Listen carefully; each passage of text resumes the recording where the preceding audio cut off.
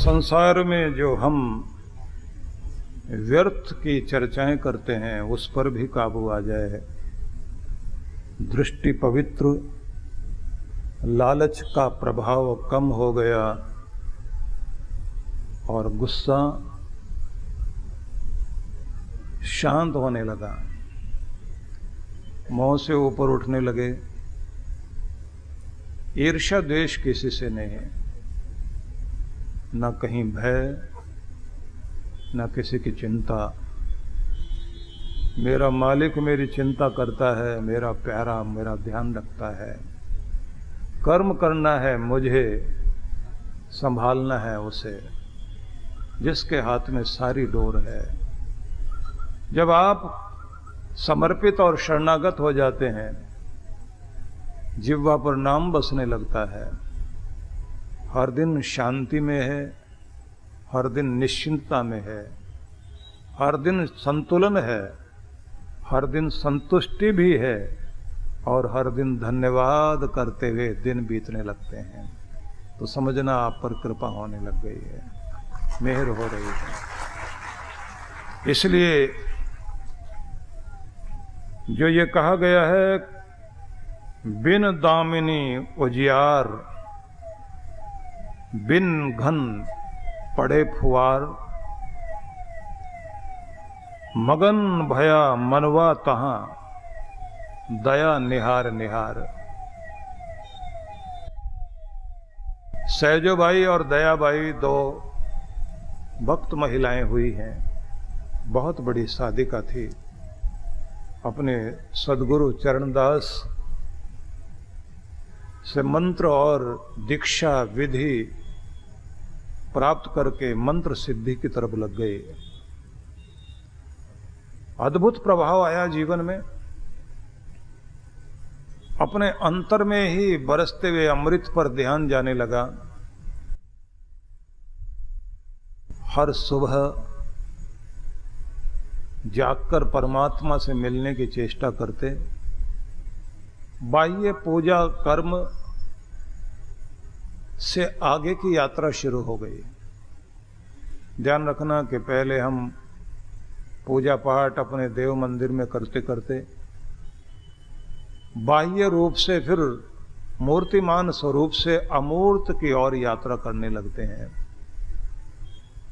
जो व्यक्त संसार है, इसमें अव्यक्त जो छिपा हुआ है, उसके प्रति जब दृष्टि जाने लगती है तो अंदर मन खो जाए, दुनिया अंदर से गायब हो जाए, विचारों की शांति हो जाए, भाव भावनाएं सब हट जाएं, भावातीत हो जाएं और एक रस परमात्मा में जब डूब जाएं, तब अंतर अंतर में, अंदर ही अंदर फुहार पड़ती हुई महसूस होने लगती है। ध्यान घटने लगता है ना जब, तो प्यारे परमात्मा की अनुभूति होने लगती है। और वो बिन दामिनी अति उजियार, बिजली नहीं कड़क रही, लेकिन जैसे बिजली की चौंध आती है, कोई सांझ जब चारों तरफ अंधेरा घिरने लगा हो और आकाश में बादल छाए हुए, एकाएक गर्जन करने लग जाए बादल और बीच में से बिजली कड़कने लग जाए, तो वो जो रोशनी होती है एकदम पूरी दुनिया तक एक साथ झलक मिलती है कि दूर तक रोशनी फैली और गायब। बस ऐसी रोशनी आपकी रीढ़ की शुरुआत जहां से होती है, कमर के नीचे के भाग से लेकर सिर तक जैसे बिजली कौंध गई हो। आपका ध्यान जैसे गहरा होने लगता है तो बिजली की चौंध अंदर, और फिर इतना ही नहीं होता, बिजली कड़क कर गई और फिर वर्षा। बस ऐसे ही अंदर बारिश होने लग जाती है, और बारिश भी क्या, अमृत झर रहा है अंदर। जैसे किसी सांझ में बिजली कड़कने के बाद फिर धीमी धीमी वर्षा शुरू हुई। बूंदें बरस रही हैं, और जैसे वृक्षों के पत्ते भी जो टप टप की ध्वनि होती है, ऐसा लगता है जैसे तालियां बजा रहे हो, ताल दे रहे हो, तो अंदर ही संगीत फूट रहा है। तो ये जो कहा है कि बिन दामनी अति उजियार, बिन घन परत फुआर, बादल नहीं लेकिन फुआर पड़ रही है।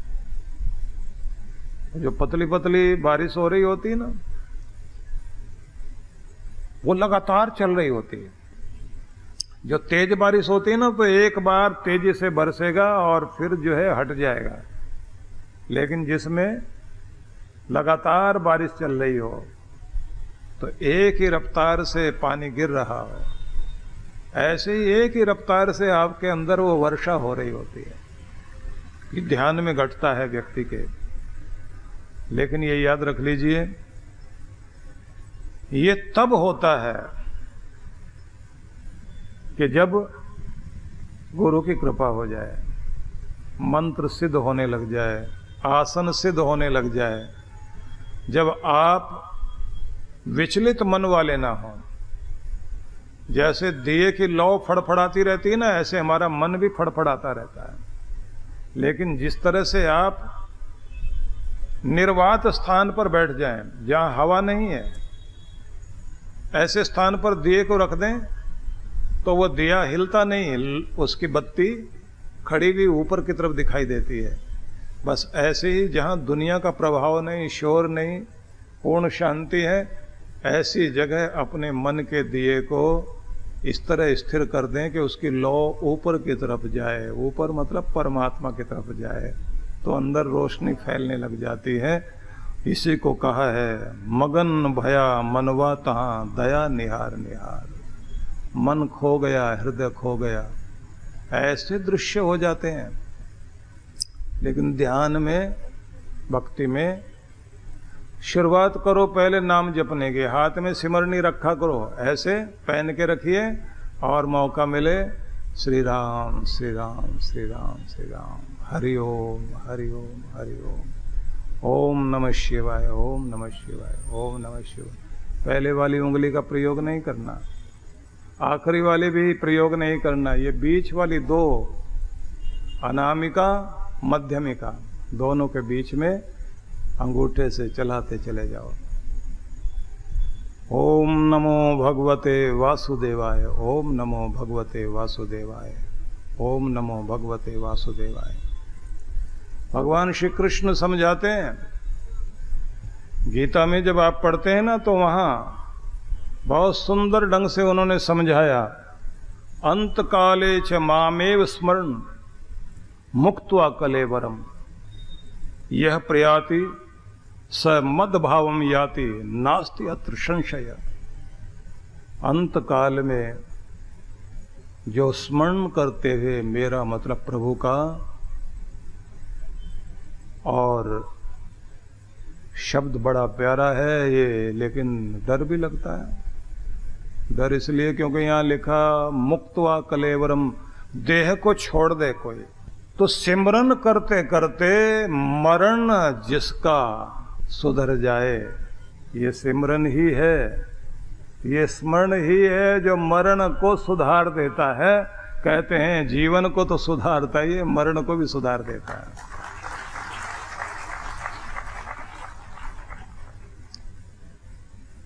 भगवान कृष्ण समझा रहे हैं, अंत काले च मामेव स्मरण,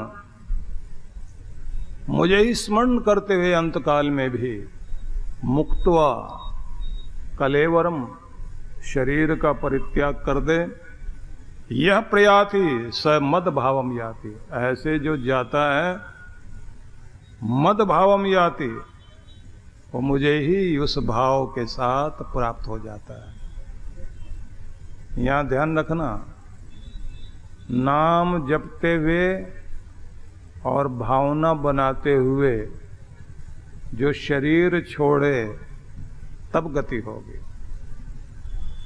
अब नाम जपते हुए इतनी बात तो समझ में आ गई, भाव बनाते हुए ये समझ नहीं आता ये क्या है। कुछ लोग अपने बच्चों के नाम भगवान पर रखते हैं, गोपाल नाम, नारायण नाम, श्री राम नाम, ओम नाम, ओम प्रकाश नाम, हरि ओम नाम, ये सब रख लेते हैं। जगन्नाथ नाम रख लेंगे। तो उनका मतलब होता है कि आखिर में बच्चों के प्रति मोह होता है ना, तो मुंह से निकल जाए गोपाल गोपाल गोपाल तो गति हो जाए, लेकिन होगी नहीं। ध्यान रखना, क्योंकि वहां जो गोपाल आप बोल रहे हैं वो भगवान को नहीं बोल रहे, बेटे को बोल रहे हैं। तो फिर गोपाल नाम बोला तो साथ में भाव भी हो, भावना भी हो। भावना कौन सी? ये वाला गोपाल नहीं, वो वाले गोपाल में जब भावना होती है तब गति होती है। तो अपने बच्चों का नाम रखने से भगवान के नाम पर हो, अच्छी बात है, लेकिन आपका ध्यान शब्दों में कम हो। शब्दों के पीछे जो भावना है, तज्जपस तदर्थ भावनम, जो जाप किया उसकी भावना बने। तो आदत बनाइए कि जहां आपके शब्द चले वहां आपके साथ शब्दों के अर्थ और उसकी भावना भी, उसमें अखंडता भी रहे। शब्द के साथ, मंत्र के साथ जो आप उच्चारण कर रहे हैं उसमें भावना भी रहे और भावना में अखंडता भी रहे, मन वहीं टिका रहे।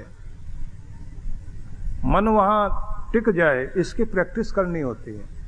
प्रैक्टिस तब होगी जब आप रात दिन इस बात की चेष्टा करें कि जो काम आप करते हैं उसमें पूरा मन लगाएं और होश में रहें, जागृत रहें। ये बात ध्यान देने की है। जब आप अपनी होश में नहीं होते हैं तो जो आप कर रहे होते हैं, ध्यान कहीं, काम कहीं। आरती करते करते भी आरती हो रही है, थाल भी घुमाया जा रहा है, शब्द भी पूरे बोले जा रहे हैं, लेकिन ध्यान घर में काम करने वाली बाई पर, माई पर है। वो जो बर्तन साफ कर रहे हैं ना, तो उसको इशारा करते ऐसे आरती करते करते उसकी तरफ भी इशारा जा रहा है। उसे डांट भी देंगे, फटकार भी देंगे। आरती पूरी चल रही है, शब्द में कमी नहीं है, क्रिया में भी कमी नहीं है। और ध्यान चारों तरफ घूम रहा है। बच्चे को इशारा कर देंगे, आरती करते करते जा दरवाजे की तरफ इशारे से कर देंगे, देख के यहाँ कौन है, जय जगदीश हरे, वो भी चल रहा है। भक्त जनों के संकट क्षण में दूर करे, तो जब बोल रहे हैं ना, वो माई को डांट रहे, क्षण में दूर करे, तो वो इशारा ऐसे होता है। तो क्रिया पूरी, शब्द भी पूरे, मन कहीं और भावना भी कहीं और। तो आप जागृत नहीं हैं, इसलिए तो बात नहीं बनती। तो किसी का थोड़ा जपना भी भगवान से मिला देता, और किसी का जिंदगी भर जपते रहे तो भी बाहर खड़े रह गए। इसलिए अपने आप को जोड़िए, मिलाइए। भगवान श्री कृष्ण कहते हैं, मेरे भाव में जो आए यह प्रयाति स मद भाव में आती, मेरे साक्षात स्वरूप को प्राप्त हो जाता है। वह स्मरण करते हुए मद भावम, मेरे भाव को, साक्षात रूप को प्राप्त कर लेता है। नास्ति अत्र संशय, इसमें कोई संदेह नहीं, कोई डाउट नहीं है, जरूर प्राप्त कर लोगे। लेकिन आगे और कहते हैं, यम यम वापि स्मरण भावम त्यजति अंते कलेवरम तम तम एव एति कौन्तेय सदा तद भावम भाविता। तद भाव भाविता, कृष्ण ये समझा रहे, अंतकाल में जिस भाव का स्मरण करता हुआ मनुष्य शरीर का परित्याग करता है, जिस तरह के भाव का, शब्द पर ध्यान देना, जिस तरह के भाव का चिंतन करता हुआ शरीर छोड़ता है, उस समय वह तम तम एव एति, उस तरह के भाव को ही सदा तद भाव भाविता, उसी तरह के भाव को वो प्राप्त हो जाता। मतलब अगर आखिर में ध्यान दुकान पर है तो शरीर छूटते समय भावना रही दुकान की, तो मोह रह गया संसार में। मोह धागा है जो खींच कर लाएगा। अब लाएगा तो सही, लेकिन फिर कर्मों का हिसाब भी होगा। कर्मों के हिसाब में यह है कि मनुष्य का शरीर तो नहीं मिलेगा। अगर आप कर्म किसी के अच्छे नहीं हैं तो आना तो पड़ेगा दुनिया में। मनुष्य का शरीर नहीं मिला, पशु पक्षी कीट पतंग कुछ भी शरीर मिल गया, चूहे का मिल गया, छिपकली का मिल गया, मेंढक का मिल गया, लेकिन जहां मोह है वहीं आएगा व्यक्ति। तो दुकान में या तो छिपकली बन के, काकरोच बनकर, चूहा बनकर वहीं बैठेगा। कोई कोई चूहे तो ऐसे कमाल के होते हैं कि सेठ जी की तिजोरी के पास में ही घूमते रहते हैं, क्यों वहीं बैठता था ना वो सेठ। और फिर उसको पकड़कर बच्चे उनके जो दुकान चलाते हैं, उस चूहे को सड़क पार करके दूसरी जगह छोड़ के आते हैं। अगले दिन जैसे दुकान खोलेंगे वो चूहा वहीं बैठा मिलेगा तिजोरी के ऊपर, जाएगा नहीं वहां से, क्योंकि वो मोह जब तक टूटेगा नहीं गति होगी ही नहीं। किसी किसी के बच्चे ऐसा हाल कर देते हैं बुढ़ापे में कि व्यक्ति का मोह टूट जाता है। कुछ वे हैं 50 तरह की चोटें खाने के बाद भी यही कहते रहते हैं, अपना मारेगा तो भी छाया में डालेगा, धूप में नहीं डालेगा। मर गए तो धूप में गिरो चाहे छाया में, फिर क्या। ये मोह है जो अपने पराये का भेद करता रहता है। ये दुनिया के मेले में रिश्तों का भी मेला मिलता है, और मेले में धीरे धीरे करके सब छूट जाते हैं, मेला पीछे रह जाता है। ये ध्यान रख लीजिए, ये दुनिया के मेले कम नहीं होंगे।